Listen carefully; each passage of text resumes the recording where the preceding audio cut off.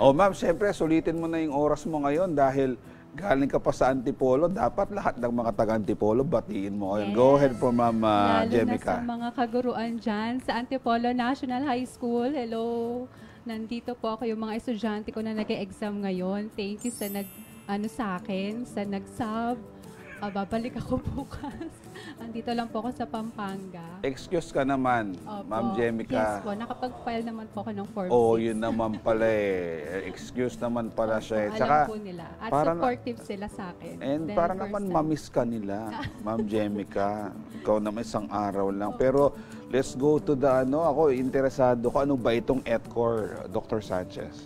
Bali, ang EdCore po, sir, kahulugan po ng EdCore ay embracing the culture of research.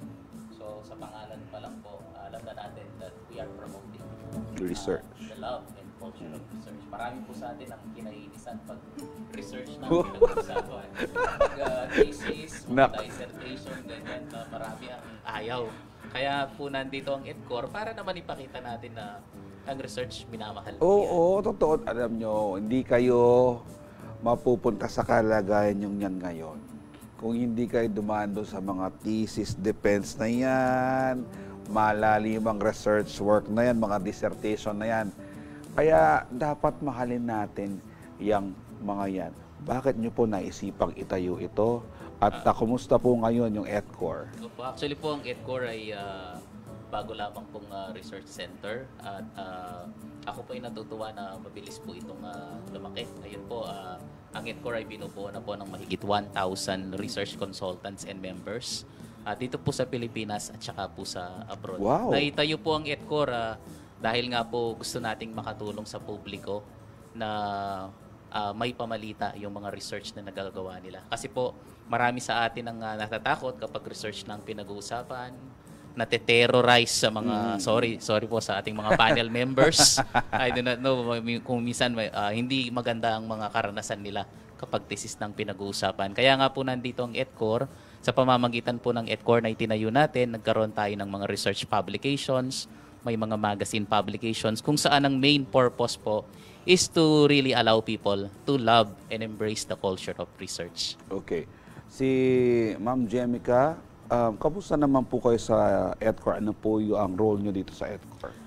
Isa po ako sa research consultant. Simula nung naging member ako ng EdCore, napakarami na pong papers na naitulong sa akin na I was not oriented before 9 years ago na nasa public ako. Pero nung nag-join ako kay Doc Richard and I consider our head consultant as my mentor, talagang na-orient ako na hindi pala kailangan katakutan ng research, na ang laki ng naitutulong sa amin as educators, as someone na dinidecrease yung problema sa public school. So kung pinag-aaralan siya at inuunti-unting intindihin, malaki palang tulong not only to us as educators but also, number one, dun sa mga learners natin. So hindi namin napapansin, ako actually, Doc, sasabihin ko rin, na-promote ako because of the papers that I gained. For 1 year po. For 1 year. Ang dami ko po kasi talagang nakuhang paper na unconsciously naiipon ko siya because of those na buong puso naman namin siyang inaalay na volunteer. Wala naman po kaming sweldo dyan. So, after work, na instead na nagpapahinga kami, nagko-conference pa kami. So, hindi namin nararamdaman yung pagod kasi alam namin, nauunti-unti namin yung problema na kinakaharap namin sa public school. Can you share with us yung mga researches na nakatulong na po sa inyo? Opo. Kasi medyo naku-curious ako, parang what a big world para nito. Parang tinignan mo lang research, pero napakalawak pala. Opo.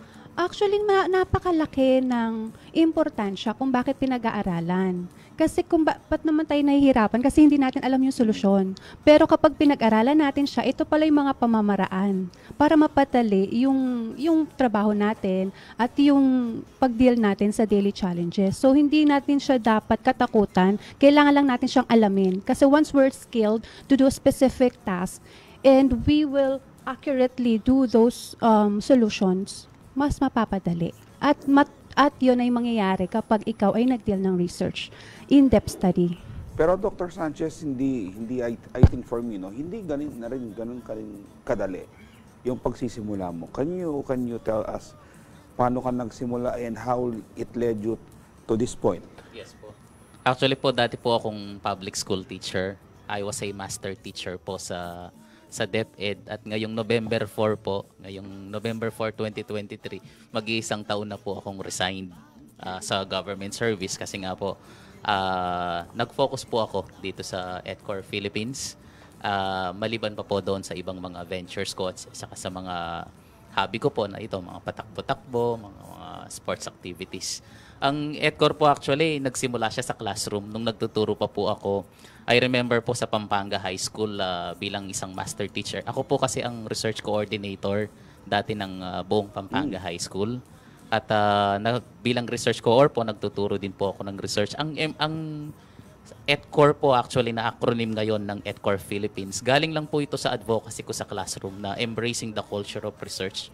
Kapag nagtuturo po ako sa mga estudyante sa senior high school, particularly sa mga GAS students, STEM students ng Pampanga High School, parati ko pong ginagamit yung motto na yon na embracing the culture of research. Kaya nga po pamilyar ang mga estudyante doon sa salitang embracing the culture of research.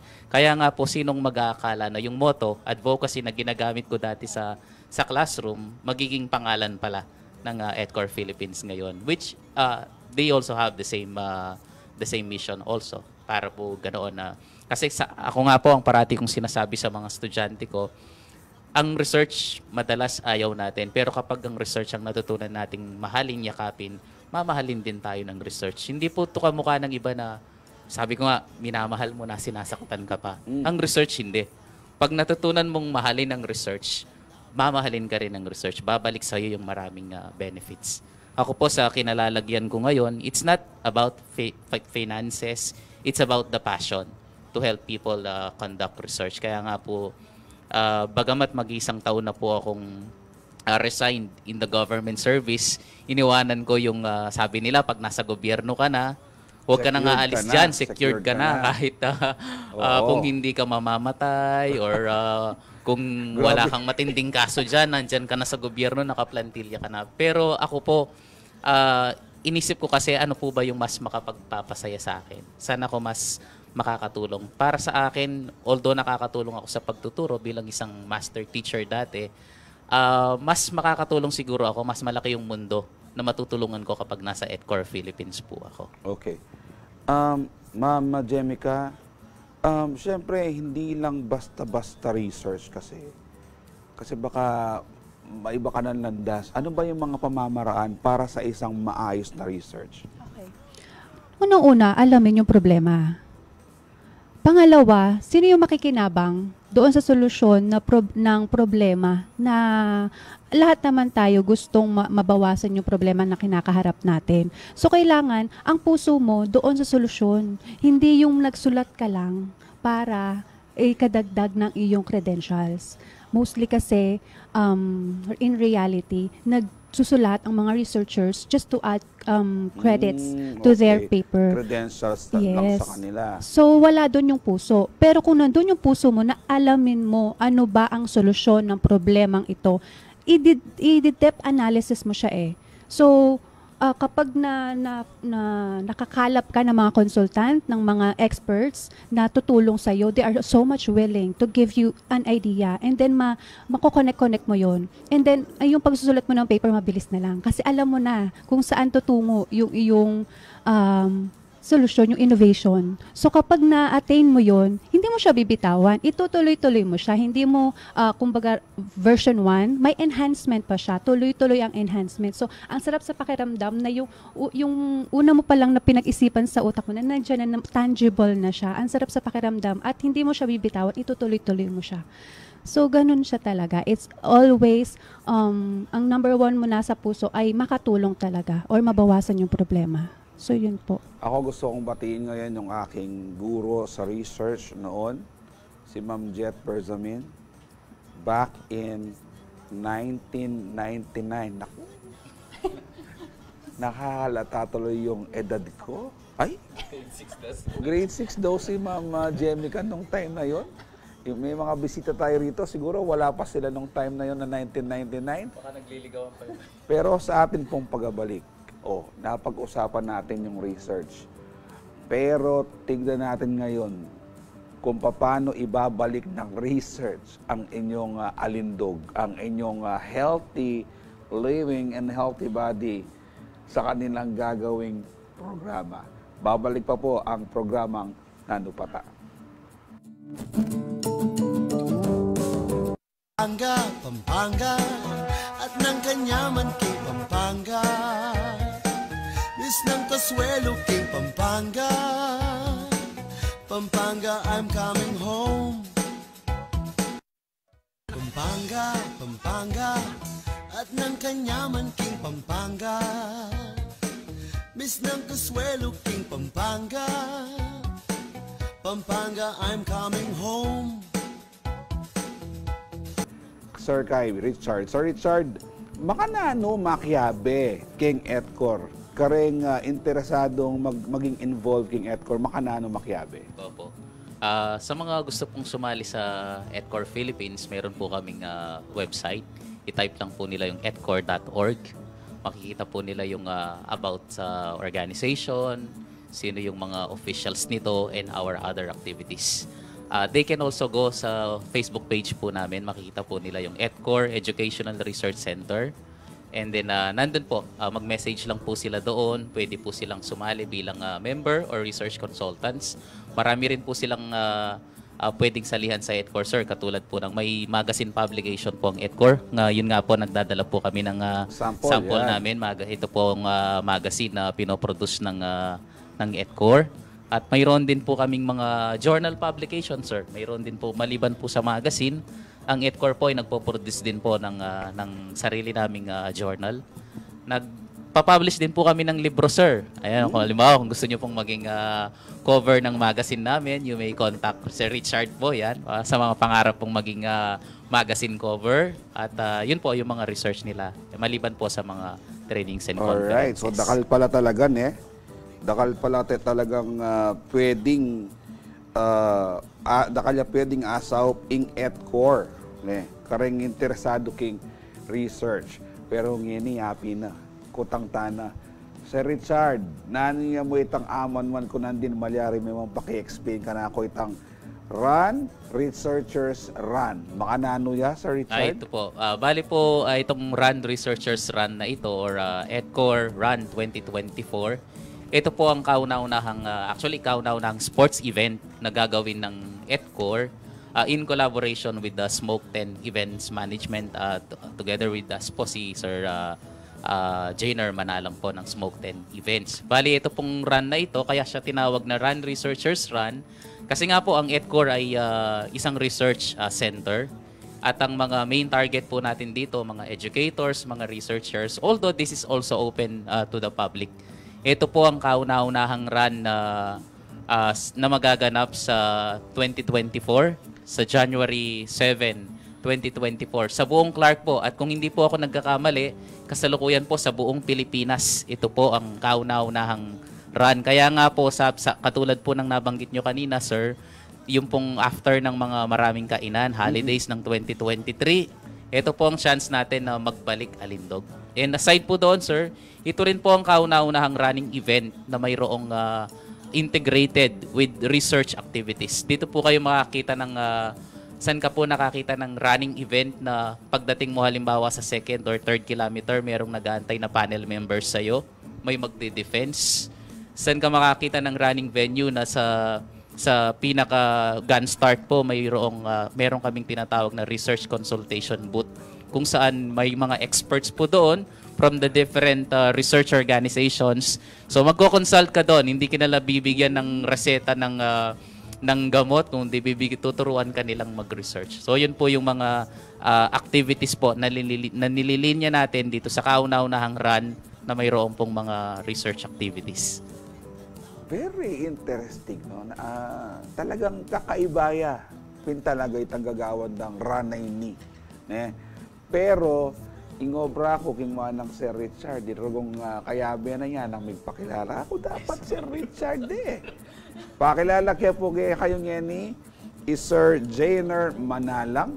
Iya po ing race director na ning Smoke 10 Events Management. Sir Jainer po, makatapilan ko na yung interview ni. lalo niyang ng panahon ng pandemic, ne? Anyang magkaya naman, mag-organize naman events para kilkeng ran. Ngayon, mikit na kaya pong personal. Kapogi na po pala. Otro go, ikaw ako ragong ayat bayo kaya rago mikit. Kumusta po, Sir Jainer? Shout out and greetings po. Go ahead po. Maya pa abak po kay kayo, sir. Mikita po personal na may stars ako po kay sir. Dati alben na kayo po kay Facebook and kay CLTV. So, maya pa abak po kay katamang manalbe kay CLTV 36 at karen pong karengang runners followers tamo from Smoke 10 Events Management from Bacolod, Olonga po, buong Luzon. Good morning sa inyong lahat. Shout out po sa aking mga pamilya na nanood po kayo, sir. Naka-tune in po sila sa CLTV. So sa aking may bahay na si Camille at ang anak ko, sir. Talagang gusto niya magpa-shoutout, sir. Pinapa-video niya si Sarah Olivia Manalang. Yan po. Maraming salamat sa inyong suporta. Ganda ng pangalan, Sarah Olivia. Kanino ka nagmana? Kay mami ba o kay daddy? Kalupa na po nitang banggit ko nandin, din po talagang makashoutout, makatutok lang ang Sir Jainer. Ana po nining papashoutout, Paulo Quizon Bautista. Uy! Yung race director ng Smoke 10 Events Management, yun na. Anak ka nung makanyan. Pero, nanda na ka, Sir Jainer. Makanaano gawan. Itang kakaiba, unique, rare type of run. Na ating makanitang research consultation, ating panel defense. Makanaano gawan ni Sir Jainer. Eba, challenge kayo yun Actually, sir, bagong environment po sa aming running. Usually, more on tatakbo lang and then matatapos. So ngayon, as per sa napag-usapan po namin ni Dr. Richard, na along the route, meron po tayo mga research, may mga standee na makikita along the route, saka po yung mga panel na i-invite po ni Dr. Richard. So, hindi lang po siya pang healthy and fit. Magiging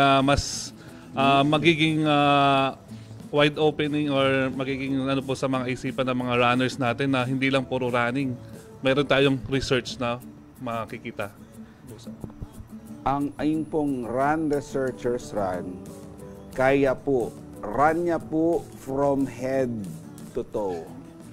Kasi pati po yung utak magamit king event ay ni Dr. Sanchez, makanano na po makyabe. Deng interesadong mag-run. Ko pwedeng mag-run mo kabud kasi tinyang kayabe research ni. Makanano ya po, Dr. Bali po yung mga gusto pong sumali. Una po as the usual runners po, they have to go to My Run Time po. May registration din po tayo doon. And may registration din po tayo sa Facebook page ng EDCOR at saka through Smoke 10 Events Management din po. And maliban po doon, mayroon po tayong tinatawag na in-store registration. Pwede po silang pumunta sa dalawang lugar kung saan pwede silang mag-actual registration, kung saan pagka-register po nila, makukuha po nila yung mga singlet nila at saka yung race bib. Pwede po silang pumunta sa Decathlon, sa SM City Clark. Pwede rin po silang pumunta sa Anytime Fitness, dyan po sa may Vista Mall, San Fernando, kung saan may partnership po tayo, nagkakaroon po tayo ng in-store registration doon. Para naman po sa mga not usual runners, ito yung mga runners at the same time paper presenters, they can just contact EDCOR po. Kasi kamukha po ni Ma'am Jemica kanina, yung na-interview natin kanina, she is a runner at the same time paper presenter. Kaya nga po makikita natin kung paanong maghalo yung pagtakbo tsaka pagiging mananaliksik. Kasi po kami sa EDCOR, naniniwala po kami na ang research ginawa po siya para pagandahin yung buhay ng tao. Kaya lang kung ang pinapabayaan mo yung kalusugan mo, pinapabayaan mo yung tinatawag nilang health and fitness, then you are defeating the purpose of research. Sabi nila, research is to improve human life. Pero kung researcher ka, nakatutok ka lang sa mga papel, pinapabayaan mo yung sarili mo, then that defeats the very purpose of why we are conducting research in itself.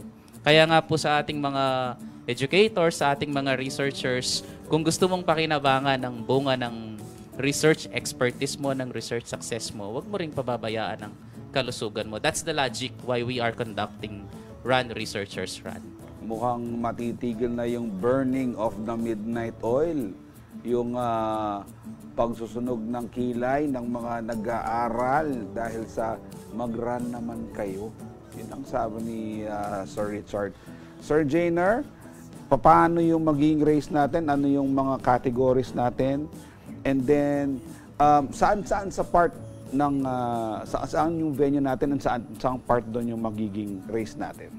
So ang ating Run Research Run ay sa January 7, 2024. Sunday po yon sa Clark Parade Grounds, Pampanga. Sa harapan po ng Clark Museum. So yun ang usual na running venue natin na napakagandang venue ng Clark Freeport Zone. So meron po tayong 4 categories, 16 kilometers, 10 kilometers, 5 kilometers, and 3 kilometers. So upon registration po, meron po tayong registration fee na 1,499.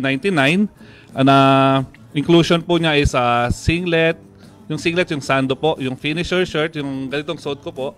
Yan. And then race bib, medal, and certificate from EDCOR.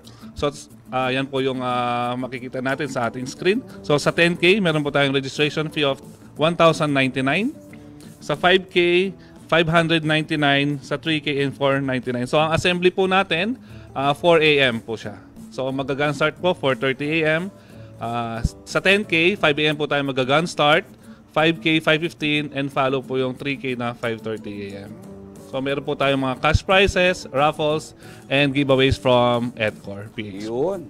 So, yung health mo, no, matutulungan mo na, yung mind mo, ma-enhance mo na, tapos, mayroon ka pang mga raffle prizes, may iba-iba pang freebies na ibibigay sa'yo. Pero hinahanap ko kanina dun sa inclusion, dun sa pinakita. Hinahanap ko kung merong palabok o puto pao kasi yung isang sponsor nila, Susie's Cuisine. Akala ko ba naman kaya kasamang health baka pagdating dun pagkatapos ng race kakain ng palabok at dinuguan yung mga runners natin. Pero anyways, sir, invite niyo po ulit yung viewers natin na sumali. Meron pa silang time para mag-ready dahil January 7 pa yung ating race. Go ahead po, Dr. Sanchez. Opo. So, muli po hinaanyayahan ko po ang mga especially po researchers, educators all over the country and even abroad. And of course po, lahat po ng mga lahat po ng publiko invited po dito. Tumakbo po tayo sa January 7, 2024. Sunday po, madaling araw po yon. Siyempre, tayo mga runners, sanay tayong gumising ng madaling araw. Kahit ito po, researchers? Yes po, kahit po researchers. Ito po ang kauna-unahan yung run sa 2024. So far, Sir Jainer, alam ko ito ang kauna-unahang run sa Clark. At hindi ako nagkakamali sa buong Pilipinas. Ito po ang... para ko po kapag nag-post po kayo ng litrato ninyo, pwede nyo pong ilagay na caption. My very first run in 2024 and that is by EDCOR. Yun. Sir Jainer, kayo po? So in-invite ko po lahat ng mga sa running community, lahat ng sumusubaybay sa Smoke 10 Events Management, lahat ng nagmamahal kay RD. So in-invite po namin kayo this coming January 7 sa Clark Parade Grounds. So ang event na ito is beneficiary po natin ng EDCOR Research Grant Development Office. So mas marami tayong matutulungan sa about research sa ating sarili at lahat. In-invite po namin kayo sa pasyal lang po kayo sa Decathlon SM Clark every Thursday, Saturday, and Sunday, 12 to 7 p.m. Makukuha na agad yung shirt upon registration. So, enjoy and kita-kits po tayo sa next year. And dito rin sa may sa Anytime Fitness, sa may Vista Mall. Yes, dito po, sa City of San Fernando, pwede rin mag-register doon. Ako nabibilib na ako kasi imagine mo, Sir Jainer, nagsasabi ng research. Kaya dapat talaga mag-join na kayo. O ito yung mga nagko-comment, sabi ni Berhel M. Torres, Boss Jainer, wala na bang pakalamay? Nako, Boss Jainer, bago mag-race, magpakalamay ka. Tapos si Isaac Angelo de la Rosa, Dr. Richard Sanchez, my classmate back in 2016, napakagaling at talino po niya. God bless, Sir Chard. Halata naman. Dito pa lang sa pag-uusap na. Maraming salamat po sa inyo. Babalik pa po ang inyong programang Nanupata. Bisa kayong magkanta ko, Malyari.